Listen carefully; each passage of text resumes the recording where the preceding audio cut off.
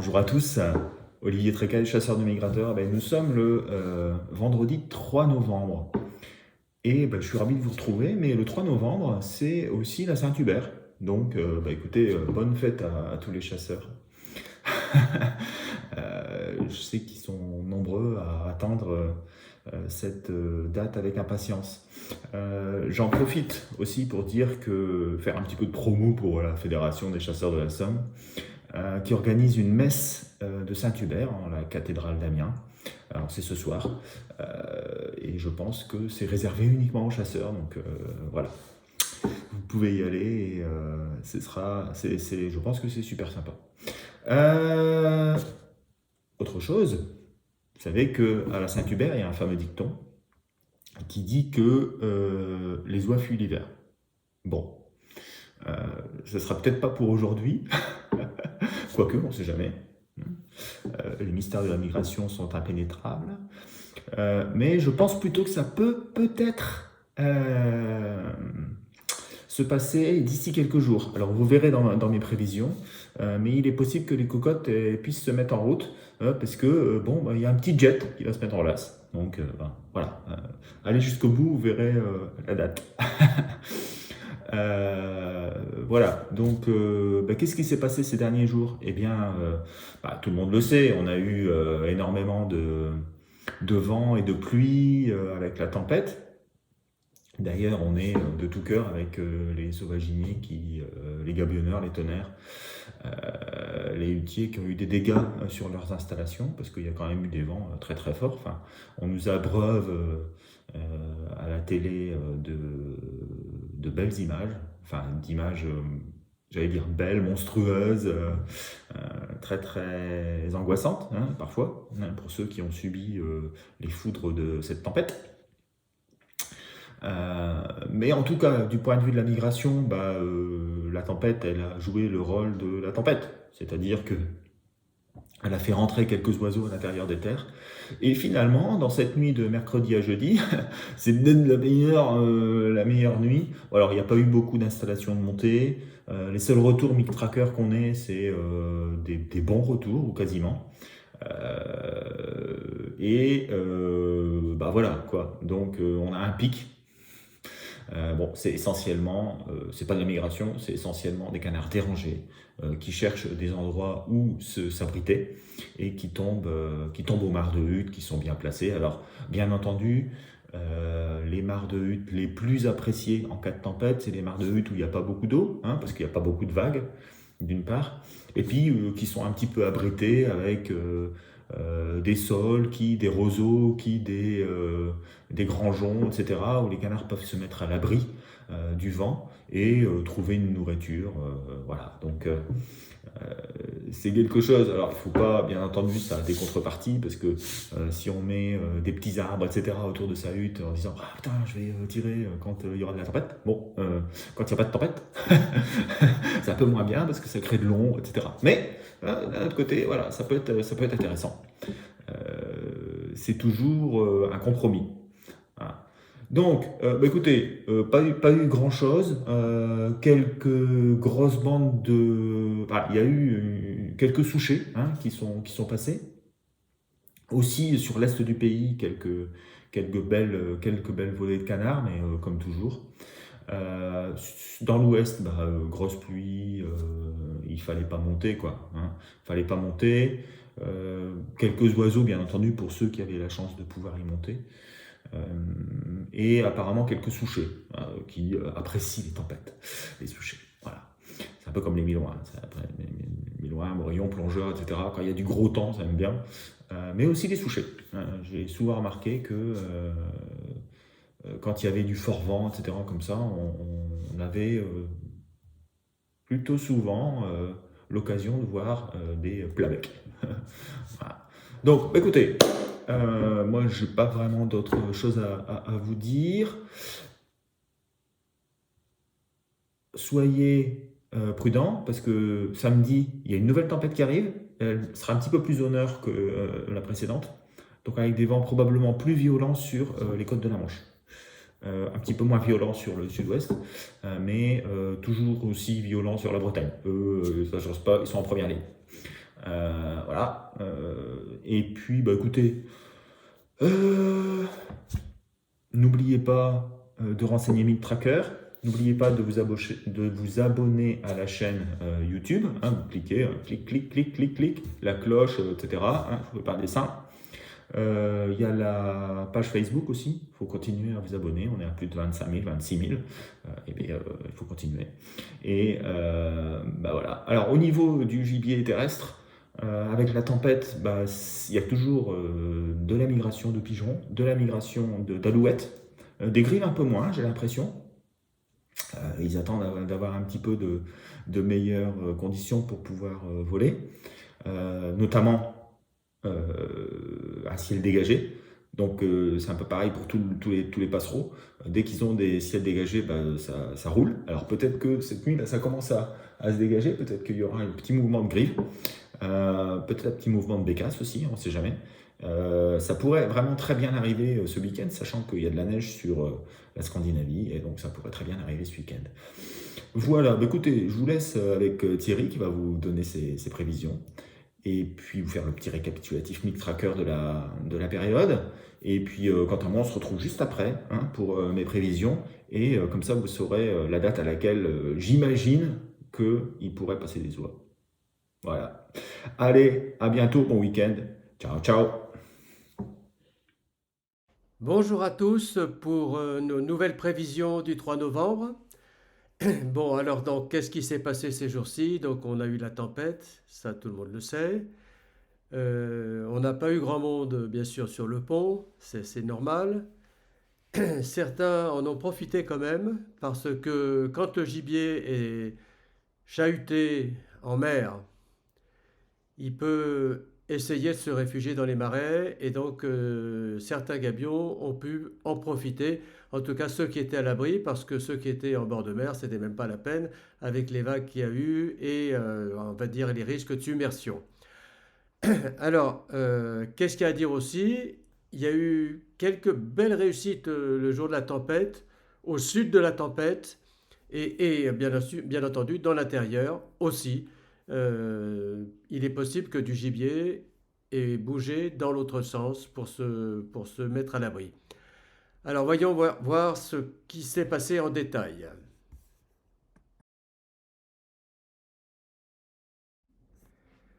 Donc on a dans la semaine des chiffres très bas, ça ne vous surprend pas. On a juste eu un pic sur le nombre de pauses pour le jour de la tempête, parce que des installations, soit dans le sud, au Pays Basque, ou dans l'est, ou dans le sud-est, ont pu réussir.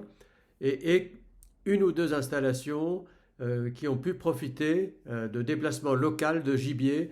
Donc tout ça, ça a fait que la moyenne est remontée en nombre de pauses générales. Mais bon, si la situation est pas bonne, hein, donc on le sait, il y a pas de nouveauté là-dessus. Pour les capots, on est dans la même situation, donc on était dans une zone mauvaise au-dessus de 50%. Le jour de la tempête, on a eu une baisse du nombre de capots parce que ceux qui ont pu y aller n'étaient pas tout à fait en bord de mer et ont bénéficié d'un peu de gibier. Donc ça a été plutôt assez favorable. Mais globalement, bon, on sait qu'on n'est pas dans une période de migration avec ces vents et cette tempête. Pour vendredi, on a une profonde dépression atlantique et mer du Nord, des vents d'ouest partout, ouest à sud-ouest et sud sur la Scandinavie, temps très perturbé. La prévision est très basse à 0,7, donc il n'y a pas grand-chose à espérer. On est dans le rouge presque partout, comme vous pouvez voir sur le tableau.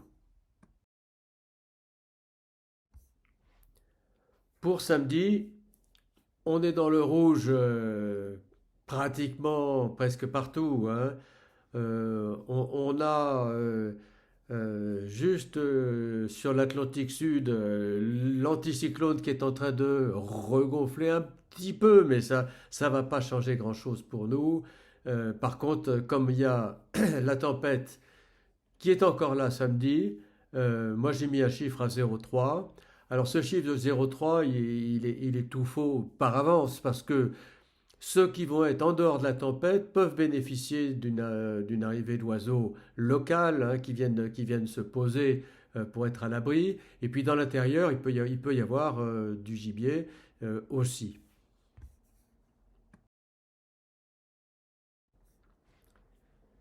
Dimanche, c'est le retour au calme, ou presque. On reste quand même dans un régime d'ouest. Donc on est globalement défavorable, rouge et orange, hein, presque partout.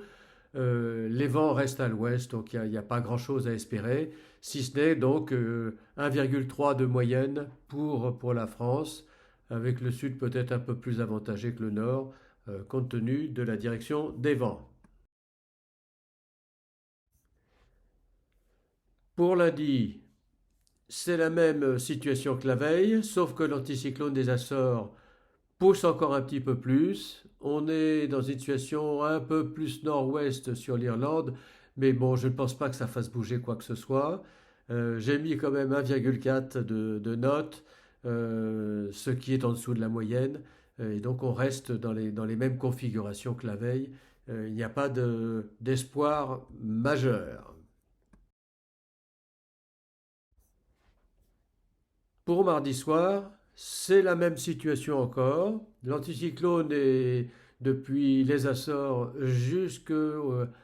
pratiquement jusqu'à l'Autriche. Mais bon, ça ne fera pas grand-chose de plus. Les vents sont à l'ouest d'un bout à l'autre. Une grosse dépression est en train de se préparer sur l'Atlantique. Est-ce que ça veut dire que ça va rappliquer chez nous? C'est plus que probable. Si on regarde la situation depuis quelques semaines, en fait, on peut dire que les mêmes causes produisent les mêmes effets. On a un rail dépressionnaire, on a des vents d'ouest, et le risque que ça continue est quand même très important pour tout au long du mois de novembre. C'est un petit peu désolant, et probablement que pour nous tous, il va falloir qu'on s'adapte et que on ne chasse pas tout à fait pareil à la hutte et au gabion ou à la tonne. Euh, les cages, les chanteuses, peut-être il va falloir les oublier. Il va falloir être beaucoup plus futé que le gibier qui va commencer à bien connaître la musique. L'espoir qu'on peut avoir, c'est que le niveau des eaux monte tellement en Angleterre, en Hollande et en Allemagne qu'à la fin, on finisse par avoir ce qu'on appelle des invasions du fait de l'alimentation. Voilà, écoutez, bonne bredouille, au revoir et à bientôt. Bon, eh bien voici mes prévisions pour ce week-end.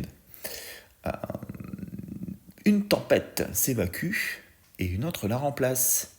Et ouais, on a le résidu de tempête qui est en train de monter vers le nord en se comblant. Et il y en a une deuxième qui arrive, hein, la deuxième lame, qui arrive au large de l'Irlande et qui va aborder les côtes françaises dans la nuit de samedi à dimanche. Entre les deux, on a une légère poussée anticyclonique. Non, pas du tout. Mais on a un ciel dégagé entre deux dépressions. Donc attention, on sait bien ce qui peut se passer avec la lune qui est encore montante, non, qui est encore descendante. Et si ça se dégage, et dire en début de nuit, milieu de nuit, il se pourrait qu'il y ait des oiseaux qui se sentent pousser des ailes et qui partent vers le sud. Alors surtout pour le nord de la France, avec en plus un petit peu de neige sur la Scandinavie, etc., qui a peut-être bougé quelques oiseaux. Bon, a priori, pas énormément, hein, parce que les comptages sur le sud de la Suède n'ont pas bougé depuis quelques jours. D'ailleurs, il y a des journées où il n'y a rien. Mais bon, pourquoi pas une petite nuit à surprise ce vendredi, avec peut-être quelques erratiques, quelques souchets, quelques pilets. Voilà, ça peut bouger un petit peu sur le nord de la France et sur les frontières avec la Belgique. Pour la nuit de samedi à dimanche, vous voyez, on a une tempête qui arrive et qui va venir se centrer sur le sud de l'Angleterre. Et donc on risque d'avoir des vents très très forts sur les côtes de la Manche et de la Bretagne, ainsi que sur l'Atlantique, mais peut-être un petit peu moins. Elle sera très très creuse, encore, autour de 960, 950, 960. Et derrière, on a un flux d'air frais qui descend de l'Irlande, parce que les pressions sont quand même sur l'Atlantique. Donc, on a de l'air froid qui va arriver. Il va faire frais dimanche matin, avec beaucoup de vent, beaucoup de pluie. Alors attention, ça peut peut-être être intéressant pour l'intérieur, comme cette semaine, avec pourquoi pas quelques oiseaux sur l'est, le nord-est du pays et le nord-ouest, mais plutôt à l'intérieur, dans les mares de pâture, aux endroits où les oiseaux peuvent être à l'abri du vent. Dimanche à lundi, cette dépression, elle remonte vers le nord. Elle va se centrer sur le Danemark, elle vire aussi vers l'est. Et on a une zone complètement dépressionnaire qui englobe tout. L'Islande, l'Angleterre, la mer Baltique, la Laponie. Donc avec du vent de nord-ouest quand même sur le Royaume-Uni, et un ciel qui se dégage, parce que les pressions commencent à remonter un petit peu, sur le Royaume-Uni justement en fin de nuit, et sur l'Angleterre en particulier en fin de nuit. Donc il se pourrait qu'en fin de nuit on ait quelques oiseaux qui partent et qui soient signalés sur les côtes de la Manche, essentiellement donc de Calais au Mont-Saint-Michel. Je vois plus sur le nord, l'extrême nord du pays, quelques oiseaux qui pourraient sortir des baies reculées où ils sont mis à l'abri du vent pour repartir à la mer ou se décider à reprendre leur migration. Donc pourquoi pas, pour le reste peut-être un petit peu mieux sur le sud-ouest et sur le sud-est. Lundi à mardi, alors on a les pressions, l'anticyclone qui revient sur les Açores, et on a un ciel dégagé sur les îles britanniques qui pourrait faire partir non seulement des grives et des pigeons comme je l'ai noté, mais aussi pourquoi pas quelques oiseaux, quelques canards. Là aussi on va pas un vent d'ouest sur la Belgique et sur les Pays-Bas, moins de précipitations, des nuits plus dégagées, on commence à voir les étoiles peut-être un petit peu. Se pourrait que on ait une petite bouteille, alors sur le nord-est bien entendu, avec ça peut faire rentrer du canard à l'intérieur, mais aussi peut-être un petit peu sur le nord-ouest, attention. Mais la nuit pour laquelle il faudra faire très attention, c'est la nuit de mardi à mercredi. Alors attention, la nuit de lundi à mardi, il se pourrait peut-être que ça prenne un peu d'avance. C'est pour ça que j'ai mis un plus. Mais la nuit de mardi à... Qu'est-ce qui se passe ? La nuit de mardi à mercredi, donc les pressions réapparaissent, ils vont se centrer sur l'Espagne. On devrait avoir une masse d'air qui s'assèche sur la France, peut-être quelques brouillards sur le sud-ouest d'ailleurs, avec un petit peu de pluie aussi, de la pluie, du brouillard, un petit peu de tout. Par contre, le jet est OK. Donc ça veut dire avec ce retour des hautes pressions, on a une ondulation du jet qui se met correctement. Ça ne va pas durer longtemps, mais il se pourrait qu'avec le ciel dégagé, le petit jet en hauteur, il se pourrait qu'il y ait des oies qui démarrent. Avec le restant des migrateurs d'été, pilets, souchets, sarcelles, qui peuvent se joindre à elles. Attention aux pigeons aussi, parce qu'il ne va pas y avoir beaucoup de vent sur la France. Et ça, après une zone de calme, après une semaine de tempête, ça peut être un facteur déclenchant. Voilà, donc attention mardi à mercredi aux mémères qui peuvent commencer à prendre la route. Voilà, pour la suite, ça ne va pas durer. Mais on entrevoit quand même quelques signes positifs dans la situation, avec une autre tempête qui passe, mais là beaucoup plus au nord, sur l'Islande. hein, ce qui fait qu'il peut derrière y avoir des pressions qui remontent. Voilà, bah écoutez, voilà mes prévisions, donc attention à vous pour mardi à mercredi, et puis peut-être ce soir, quelques petites surprises. Voilà, toujours la même chose, hein, faire attention au ciel qui se dégage avec la lune, ça peut toujours être un facteur déclenchant important à cette époque de l'année qui est quand même l'époque de la migration. Voilà, allez, je vous souhaite un excellent week-end et à mardi pour la mise à jour. Ciao, ciao.